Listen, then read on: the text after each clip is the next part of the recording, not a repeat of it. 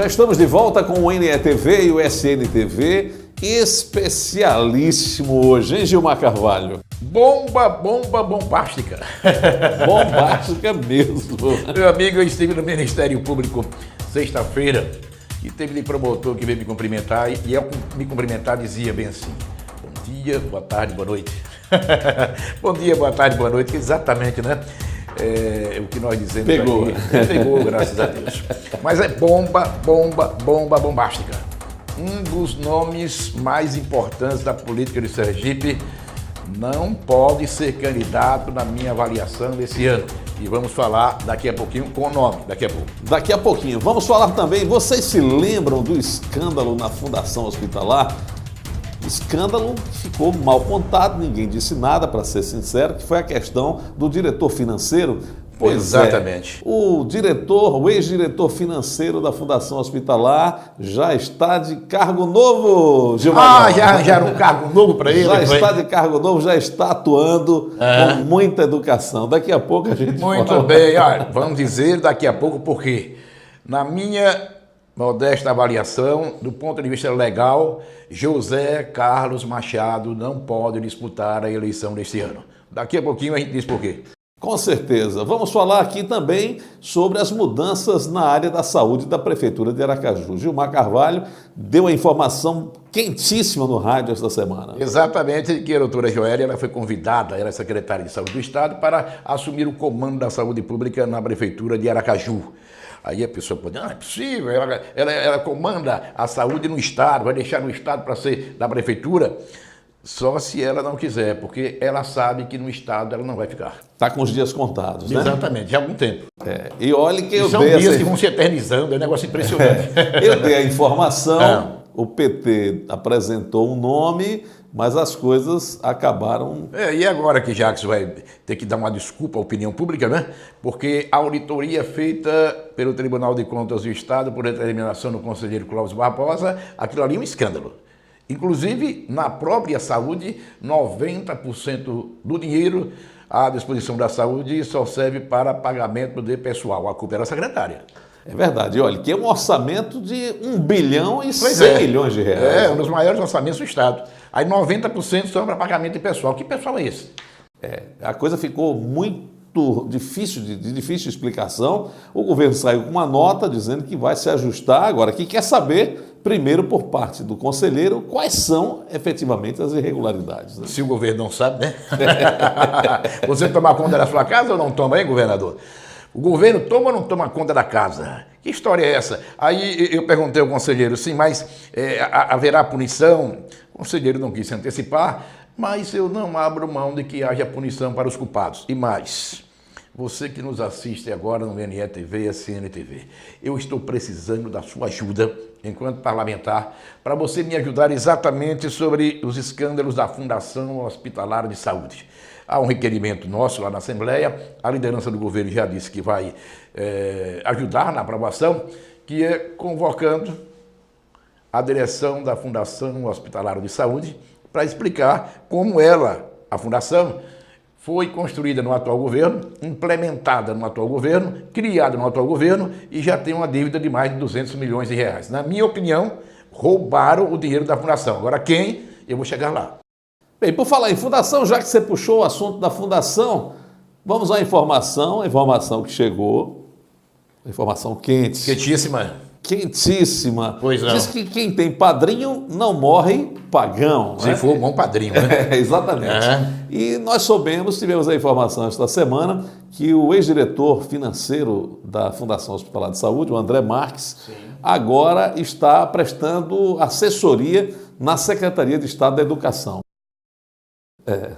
Daqui, botar ali, daqui, botar ali. É verdade. Ele agora vai ensinar na educação como se faz a coisa. Educadamente. Educadamente. Assessoria. Eu tenho um filho de 11 anos de idade que semana passada ficou para a mãe: mãe, educadamente, bota um café para mim.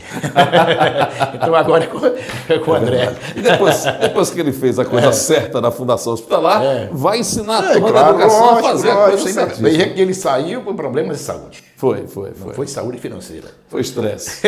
Né? Agora vai com mais. A educação. E você sabe que na educação não há estresse, né? Não tenha dúvida. Machado não pode ser candidato esse ano. Daqui a pouquinho a gente vai dizer por quê. Você sabe, nesse programa a gente fala sobre tudo e sobre todos, com muita tranquilidade, com muita isenção, sempre no oferecimento de Networking Escritório Compartilhado. Você acesse agora o endereço www.networking.com.br e saiba por que sua empresa será muito bem recebida aqui. Meu caro André Barros, um dos maiores agiotas desse estado. E aí eu vou dizendo logo, mas por que não diz o nome? É porque há coisas que você só pode dizer se provar. Ou se você não pode provar, por que diz? Porque todo mundo sabe que é. Né? Um dos maiores agiotas desse estado foi convidado para assumir um importante cargo público em Sergipe. Eu só estou avisando. Um dos mais importantes? É um dos mais importantes cargos públicos de Sergipe. E quem foi convidado é um dos maiores agiotas do estado, que já fez parte do que pode chamar de os Três Mosqueteiros. Tá aí, portanto, quando o Gilmar Carvalho fala, né? Os Três Mosqueteiros. Agora, tem umas planilhas aí que estão criando problemas.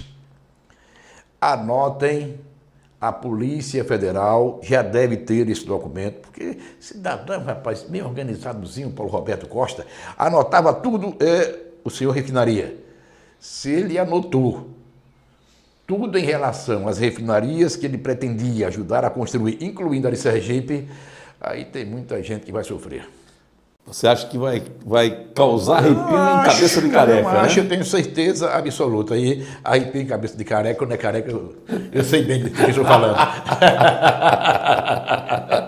Só não sei falar dos arrepios, agora do careca eu conheço muito bem. Só para as pessoas, né? Para quem não sabe, o Paulo foi aquele que foi preso pela Polícia Federal por causa de lavagem de dinheiro e outras acusações mais, né? Exatamente. E aí ele era o mentor intelectual, o homem que ia fazer a mini refinaria de Sergipe, lá em Carmópolis. E agora Gilmar está falando justamente sobre as anotações. Ele era um cara que gostava de escrever sobre tudo, né? Organizado. É o diário de um adolescente, né? De um pilantra.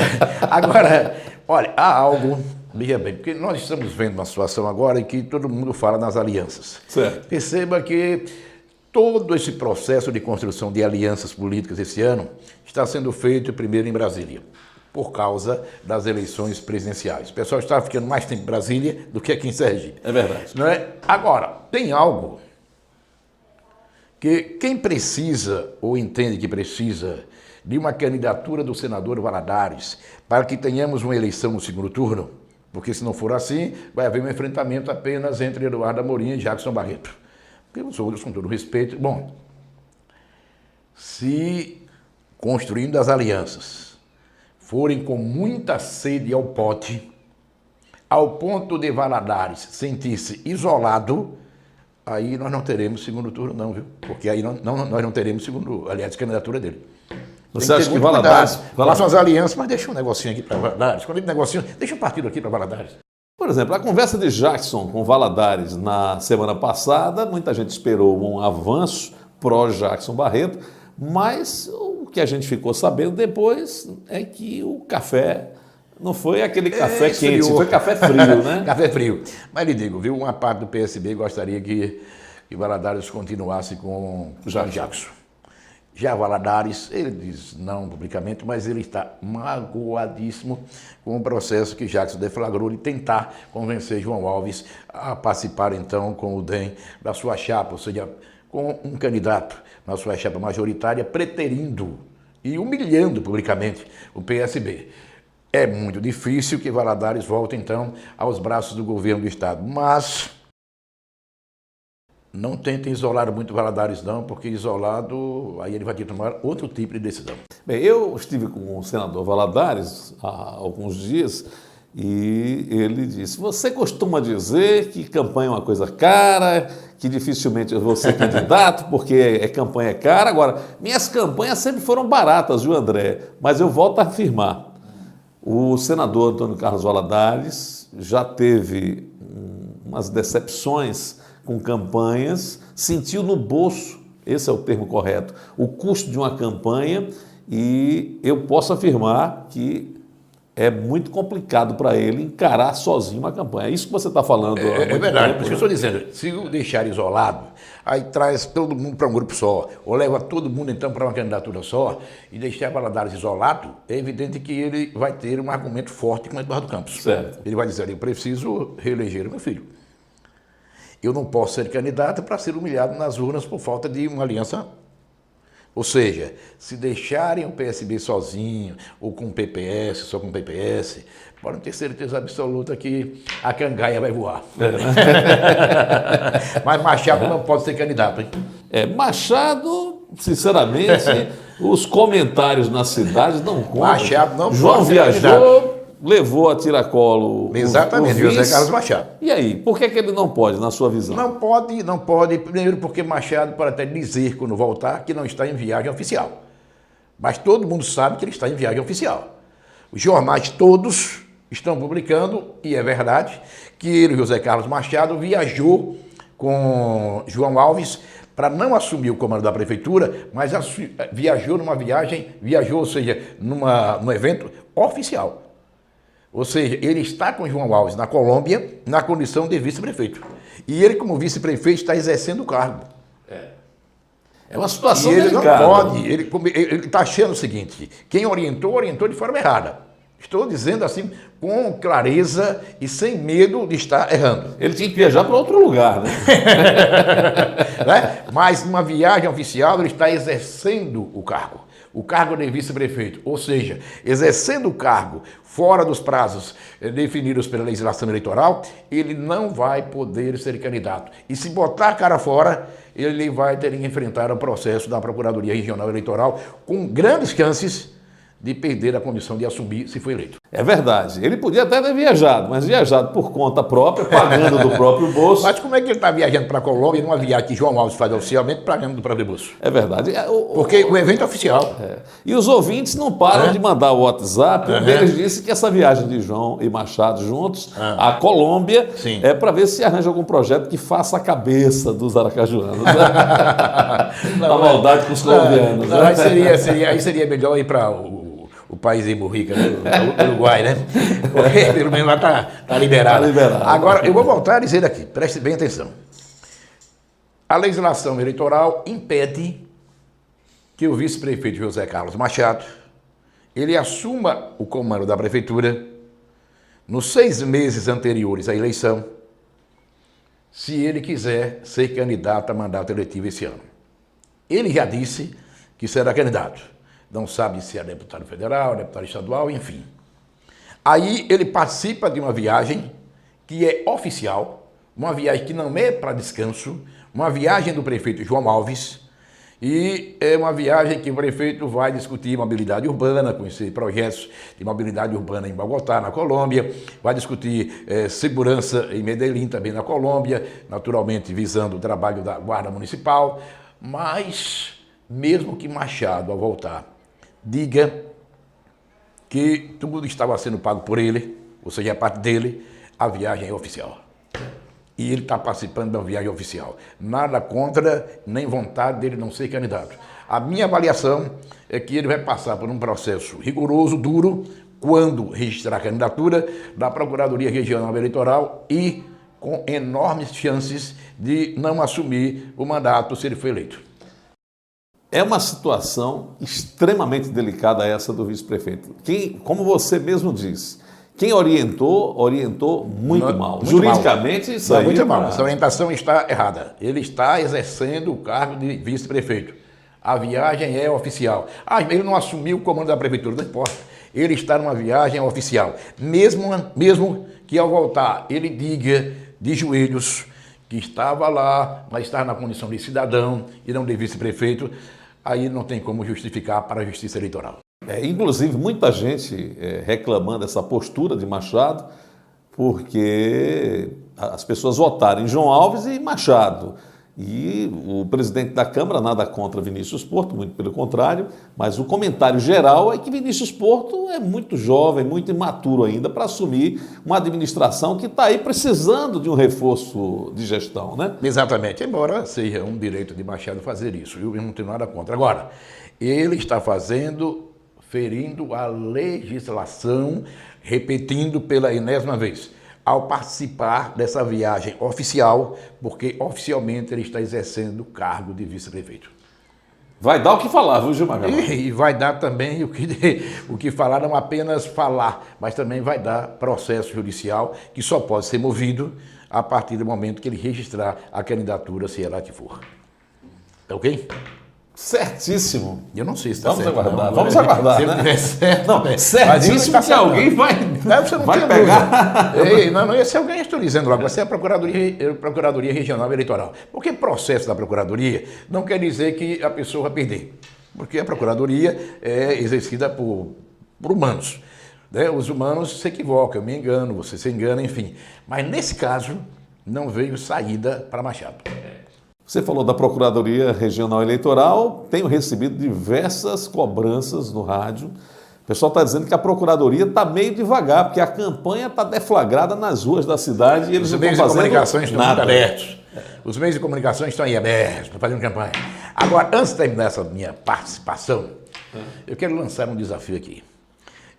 Vem aí a eleição para Procurador-Geral de Justiça, ou seja, para o comando do Ministério Público, que vai ser em outubro.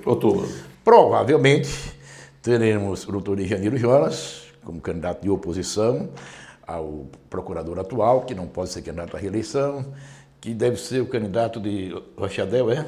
O candidato do Rochadel é Dr. Rony Almeida. Dr. Rony Almeida, ou seja, Ejaniro e Rony são pessoas de bem. Enfim, qual é o desafio? O Ministério Público de Sergipe é assim, um braço forte da fiscalização da lei e da manutenção da democracia. Não cabe ao Ministério Público dar um péssimo exemplo. Ejaniro Jonas, quando foi presidente da associação da categoria, por várias vezes mandou ofício para o governador ou os governadores, então, dizendo que nomeasse para a Procuradoria-Geral de Justiça o mais votado. É verdade. Depois que ele deixou a associação, esqueceu isso. Então, estou lembrando. Ou seja, o desafio que é para valer é que todos os candidatos registrem em cartório o compromisso de levar ao governador o pedido para que quem for mais votado seja o nomeado. Seja ele Dr. Rony, seja ele Dr. Ejaniro, um ou outro, o Ministério Público estará muito bem representado, mas que haja esse compromisso e que o Dr. Ejaniro não tenha esquecido dos compromissos que ele assumiu quando era presidente da associação. Ou seja, vai uma lista tríplice, lista dos 3 mais votados para o governador, e ele pedia oficialmente, enquanto presidente, que o nomeado sempre fosse o mais votado. Já que pedia antes, pois é, que mantenha isso é democracia, postura, né? E é democracia, respeitar a vontade da maioria. Com certeza. Eu acho que nada mais justo que o primeiro colocado. Aliás, ao longo dos últimos anos, essa prática vem sido mantida, né? Exatamente. O primeiro colocado na eleição tem sido sempre o procurador-geral. Perfeitamente, porque não está pegando bem essa história contada em segmentos da imprensa de que o governador teria um compromisso com o Ejaniro Jonas. Seja ele primeiro, segundo, terceiro colocado, contanto que esteja na lista tríplice. Eu prefiro não acreditar. Um abraço, meu amigo. Eu prefiro também não acreditar e quero deixar aqui claro, nada contra nenhum dos candidatos a procurador-geral, né? Perfeitamente. Doutor Ejaniro é um homem de bem, doutor Rony, um grande amigo que temos. Agora, aqui a mensagem é para o corpo, né, do Ministério Público Estadual. Exatamente. No sentido de que os promotores da campanha exigem esse compromisso. Exatamente. Exatamente. Porque se o governador bota o primeiro colocado. Não exigir esse compromisso significa dizer que estão apoiando a possibilidade de que nós não tenhamos o respeito à vontade da maioria. Sabe, você saber que vai perder, aí diz, não, mas contando que eu esteja lá na lista tríplice, aí eu vou tentar politicamente ser o nomeado. Aí, meu amigo, isso não é Ministério Público, não é democracia. E eu acredito no Ministério Público e na democracia. Eu também. Um abraço para todos, boa Semana Santa, né? Exatamente, bom descanso, muitas reflexões, e a gente vai voltar exatamente na semana que vem, depois de muita reflexão, que afinal de contas é preciso que a gente ore muito por esse Estado, porque eu tenho uma pena enorme desse povo, exatamente porque está sob um péssimo comando.